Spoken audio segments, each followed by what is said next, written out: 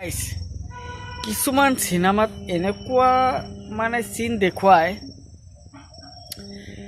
মানে একচুৱেলি কি হয় ফিল্মত দেখুৱায় সিহঁতৰ গাড়ী আছে, ডাঙৰ ডাঙৰ অট্টালিকা আছে, কিন্তু যেতিয়া লাইন গুচি যায় মমবাতি জ্বলায়।